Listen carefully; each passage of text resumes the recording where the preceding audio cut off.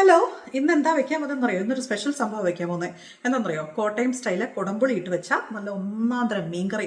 നിങ്ങൾ നാട്ടിൽ എങ്ങനെയാണ് പറയുന്നത്? ചുവന്ന മീൻകറി എന്നാണോ പറയുന്നത്? അതോ എന്താ പറയുന്നത്, കുടംപുളി ഇട്ട് വെച്ച മീൻകറി എന്നാണോ പറയുന്നത്? അതോ മീൻ അച്ചാർ ഇടുകയെന്നോ? അങ്ങനെ ഒരു പ്രാവശ്യം എൻ്റെ കൂടെയുള്ളൊരു ചേച്ചി പറയുന്നത് കേട്ടു കേട്ടോ. ഞങ്ങളുടെ നാട്ടിലൊക്കെ ഇതിന് മീൻ അച്ചാർ ഇടുക എന്നാണ് പറയുന്നത്. പക്ഷേ ഞങ്ങളുടെ നാട്ടിൽ അങ്ങനെയല്ല, കുടംപുളി ഇട്ട് വെച്ച മീൻകറി എന്ന് തന്നെയാണ് പറയുന്നത് കേട്ടോ. അപ്പം മീൻകറി എൻ്റെ ലൈഫിൽ ഭയങ്കര ഇമ്പോർട്ടൻ്റ് ആണ്. ഹസ്ബൻഡ് ആലപ്പുഴക്കാരനാണ്. അപ്പോൾ ഹസ്ബൻഡിന് മീൻകറി ഇല്ലാതെ ഒരു സംഭവം ഇല്ല. അപ്പം ഞങ്ങൾ തമ്മിൽ എന്തെങ്കിലും സൗന്ദര്യപ്പണക്കവും കാര്യങ്ങളൊക്കെ ഉണ്ടാകുമ്പോഴത്തേക്ക് ഞാൻ ചെയ്തതെന്ന് പറഞ്ഞു കഴിഞ്ഞാൽ ഒരു ചുവന്ന മീൻകറി അങ്ങ് വെക്കും, അല്ലെങ്കിൽ ഒരു മീൻപീരി അങ്ങ് വെക്കും. എന്നിട്ട് നമ്മുടെ ആ പഴയ പാട്ടില്ലേ, എന്താ പറയുന്നത്, അയെല്ലാം പൊരിച്ചതുണ്ട്, കരിമീൻ വറുത്തതുണ്ട്, കുടംപുളി ഇട്ട് വെച്ച, അത്രയും പാടിയാൽ മതി. ഞങ്ങളുടെ പഴക്കും പ്രശ്നങ്ങളും എല്ലാം തീരും. ഒരു കപ്പയും കൂടെ ഉണ്ടെങ്കിൽ ഹാപ്പി. അപ്പം നിങ്ങൾക്ക് മനസ്സിലായാലും എത്ര ഇമ്പോർട്ടൻ്റ് ആണ് എൻ്റെ ലൈഫിൽ ആ കുടംപുളി ഇട്ട് വെച്ച് മീൻകറിയെന്ന്. സോ ഞാനത് എങ്ങനെ ഉണ്ടാക്കുന്നതെന്ന് കാണിച്ചു തരാം കേട്ടോ. എനിക്ക് ഇച്ചിരി നെമ്മീൻ കിട്ടിയിട്ടുണ്ട്. അപ്പം നമുക്ക് നല്ല സ്റ്റൈലായിട്ടൊന്ന് വെച്ച് നോക്കാം. ഓക്കെ,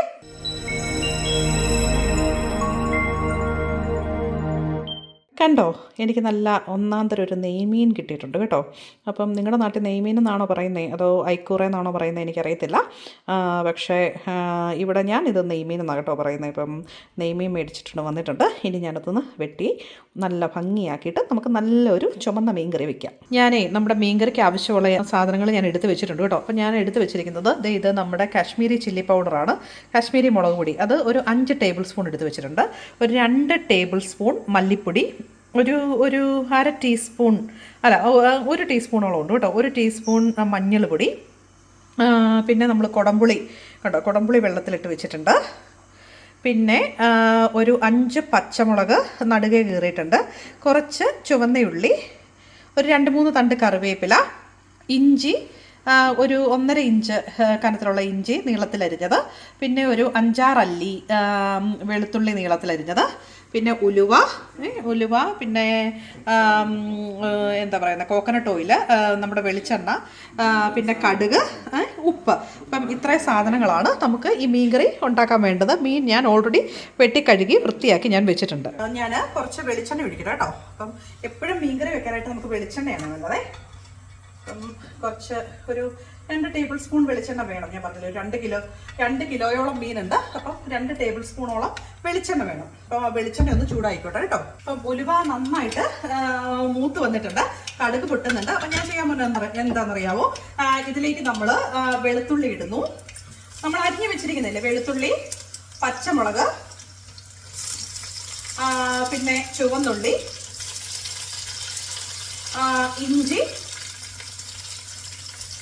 കറിവേപ്പില. അപ്പം ഇത്രയും കാര്യങ്ങളിട്ടാൽ നമ്മളിത് നന്നായിട്ടൊന്ന് മൂപ്പിച്ചെടുക്കുവേ.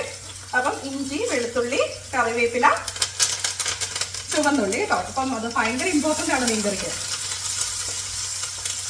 അത് നന്നായിട്ടൊന്ന് വഴറ്റി കൊടുക്കുക. അത് നന്നായിട്ടൊന്ന് വഴറ്റി വരാനായിട്ട് ഒരു 3-4 മിനിറ്റ് എടുക്കുള്ളൂ കേട്ടോ. അതായത് ഇഞ്ചിയുടെയൊക്കെ ഒരു പച്ചമണമൊക്കെ ഒന്ന് പോകണം. ഇത്രയും സാധനങ്ങൾ നമ്മൾ നന്നായിട്ടൊന്ന് മൂപ്പിച്ചെടുക്കുക എണ്ണയിലിട്ട്, അതിൻ്റെ പച്ചമണം മാറുന്നത് വരെ. അപ്പം നമ്മുടെ എന്താ പറയുന്നത്, ഇഞ്ചിയും വെളുത്തുള്ളിയും കുഞ്ഞുള്ളിയും ഒക്കെ നന്നായിട്ട് മൂത്തിട്ടുണ്ട്. അപ്പം അടുത്തത് ആഡ് ചെയ്യാൻ പോകുന്നത് എന്താ പറയാവോ? അടുത്തത് ആഡ് ചെയ്യാൻ പോകുന്നത് നമ്മുടെ കാശ്മീരി മുളക് പൊടി, മല്ലിപ്പൊടി, മഞ്ഞൾ പൊടി. അപ്പം ഇത്രയും കാര്യങ്ങളൊന്ന് ആഡ് ചെയ്യട്ടെ.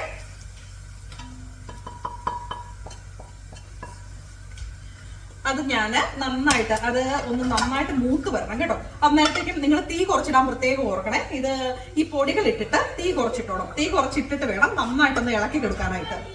ഇത് 2 മിനിറ്റ് വേണ്ട, 1 മിനിറ്റ് ഈ പൊടികളൊക്കെ നന്നായിട്ടൊന്ന് വറുത്ത് കൊടുക്കുക. അത് വറുത്ത് കൊടുക്കുമ്പോഴത്തേക്കുണ്ടല്ലോ ഈ പൊടിയുടെ കളറ് ചെറുതായിട്ടല്ല നന്നായിട്ടൊന്ന് ചേഞ്ച് ചെയ്ത് വരും. അതായത് ഒരു എന്താ പറയുന്നത്, ചുവന്ന കളറിൽ നിന്ന് ഇച്ചിരി കൂടെ ഒരു ചുവന്ന മുളക് പൊടിയൊക്കെ കളറൊക്കെ മാറി ഇച്ചിരി കൂടെ ഒരു ബ്രൗൺ എന്താ പറയുന്നത്, ചെറിയൊരു ബ്രൗണിഷ് കളർ പോലെ വരും. അപ്പം അത് വരെ ഒന്ന് വഴറ്റി കൊടുക്കണം. ഇത് പൊടികൾ കരിയാതെ പ്രത്യേകം ശ്രദ്ധിക്കണം. അപ്പം നമ്മൾ കറികൾ വെക്കുമ്പോഴത്തേക്കും ഫുൾ കോൺസെൻട്രേഷൻ ഇട്ട് നമ്മൾ പണികൾ ചെയ്യാവുള്ളൂ, അല്ലെങ്കിൽ കരിഞ്ഞു പോകും. പ്രത്യേകിച്ച് മീൻകറിയൊക്കെ വെക്കുമ്പോഴത്തേക്കും ഈ പൊടിയൊക്കെ കറക്റ്റ് വഴറ്റിയില്ലെങ്കിൽ സംഭവം പോകും. പിന്നെ ഞാൻ അതിലേക്ക് ആഡ് ചെയ്യാൻ പോകുന്നത് എന്താണെന്നറിയോ? ഞാൻ നേരത്തെ എടുത്തു വെച്ചിരുന്ന കുടംപുളി ഞാൻ പറഞ്ഞില്ലേ വെള്ളത്തിലിട്ട് വെച്ചിരുന്നത്. അപ്പൊ ആ കുടംപുളി ഞാൻ ഇതിലേക്ക്, ഈ പൊടികളിലേക്ക് ഒന്ന് ആഡ് ചെയ്ത് കൊടുക്കുവാണേ. അത് ആഡ് ചെയ്തു നന്നായിട്ട് നമുക്കൊന്ന് ഇളക്കി കൊടുക്കാം. ആ കുടംപുളിയിലോട്ട് ആ പൊടികളൊക്കെ ഒന്ന് പിടിക്കട്ടെ, മസാല ഒന്ന് നന്നായിട്ട് പിടിച്ചോട്ടെ. ഇത്രയും മതി കേട്ടോ. എൻ്റെ പൊടികളൊക്കെ നന്നായിട്ട് മൂത്തു. അപ്പം എനിക്ക് നല്ലൊരു സ്മെല്ല് വരുന്നുണ്ട്. ഈ സമയത്ത് സാധാരണഗതിയിൽ വീട്ടിലുള്ളവരെല്ലാം ഇറങ്ങി ഓടുന്നതാണ്. തുമ്പലും ചുമയും ഒക്കെ ആയിട്ട് ഞാൻ എക്സോസ്റ്റ് ഇട്ടിട്ടില്ല വീഡിയോ എടുക്കുന്നതുകൊണ്ട്. കാരണം എന്താ വെച്ചാൽ എൻ്റെ വോളിയത്തിന് കംപ്ലൈൻറ്റ് വരുവേ. അപ്പം ഇനി ചെയ്യാൻ പോകുന്നതെന്നറിയോ, ഞാൻ ഈ കെറ്റിലിൽ വെള്ളം തിളപ്പിച്ച് വെച്ചിട്ടുണ്ടായിരുന്നു. അപ്പം വെട്ടി തിളച്ച വെള്ളമാണ് ഞാൻ ഈ പൊടിയിലേക്ക് ഒഴിക്കുന്നത്. കണ്ടോ, വെട്ടി തിളച്ച വെള്ളം ഞാൻ ഇതിലേക്ക് ഒഴിക്കുകയാണ്. കണ്ടോ, നമ്മുടെ മീൻകറിയുടെ കളർ കണ്ടോ? മീൻകറി ആയിട്ടില്ല, മീൻകറിയുടെ മസാല ചാറിന്റെ കളർ. ഒന്ന് തിളച്ചോട്ടെ. നിങ്ങൾക്ക് കാണാമോ? നന്നായിട്ട് തിള വന്നിട്ടുണ്ട്, കാണാമോ നിങ്ങൾക്ക്? അപ്പം ഞാൻ അതിലേക്ക് ഇച്ചിരി ഉപ്പ്, ഇതിപ്പോൾ ഞാൻ എന്താ പറയുന്നത്, ഒരു 1/2 ടേബിൾ സ്പൂൺ ഉപ്പേ ഞാനിപ്പോൾ ആഡ് ചെയ്യുന്നുള്ളൂ. 1/2 ടേബിൾ സ്പൂൺ ഉപ്പ് ഇപ്പം ആഡ് ചെയ്തിട്ട് നമുക്ക് നോക്കാം. അത് കഴിഞ്ഞ് നമുക്ക് ആവശ്യം ഉണ്ടെങ്കിൽ നമുക്ക് ആഡ് ചെയ്താൽ മതിയല്ലോ. ജസ്റ്റ് അതിൻ്റെ ഒന്ന് ടേസ്റ്റ് ഒന്ന് നോക്കിയോട്ടെ. ഓക്കെ, ഇപ്പം ഉപ്പ് ഇപ്പം കറക്റ്റാണ്. പക്ഷേ ഇത് കഴിഞ്ഞ് കഴിയുമ്പോൾ ഉറപ്പായിട്ട് ഒന്നുകൂടെ ആഡ് ചെയ്യേണ്ടി വരും. കാരണം മീൻകറിയിൽ ഉപ്പ് പിടിക്കണമല്ലോ. ഇനി ഞാൻ മീൻ കഷ്ണങ്ങൾ എടുത്തിടട്ടെ. അപ്പം ഇത് നന്നായിട്ട് വെട്ടി കഴുകി വെച്ചിരിക്കുന്നതാണ് കേട്ടോ. അപ്പം മീൻ കഷ്ണങ്ങളൊന്ന് പെറുക്കി ഇട്ടോട്ടെ. ഞാൻ കുറച്ചുകൂടെ കറിവേപ്പില ചേർക്കുന്നുണ്ട് കേട്ടോ. കുറച്ചുകൂടെ കറിവേപ്പില ഒന്ന് ചേർക്കുന്നുണ്ട്. ഇത് കഴിഞ്ഞിട്ട് അടച്ചു വെച്ച് ഞാനൊരു 10 മിനിറ്റ് വേവിക്കും. അടച്ചു വെച്ച് ഞാനൊരു 10 മിനിറ്റ് വേവിച്ചിട്ട് ഓപ്പൺ ചെയ്യുമ്പോഴത്തേക്കും കാണിക്കാം കേട്ടോ. കാണാവോ, നമ്മുടെ മീൻകറി നന്നായിട്ട് തിളച്ചു. ഞാൻ ഒരു കാര്യം പറയാൻ വിട്ടുപോയി കേട്ടോ. അതായത് മീൻകറിയിൽ എന്തുമാത്രം വെള്ളമാണ് ഒഴിക്കണ്ടേ, അല്ലെങ്കിൽ മീൻകറി വയ്ക്കുമ്പോൾ എത്രത്തോളം വെള്ളമാണ് ഒഴിക്കണ്ടേന്നല്ലേ ഉള്ളൊരു ചോദ്യത്തിന് ഉത്തരം പറയാൻ ഞാൻ മറന്നുപോയി.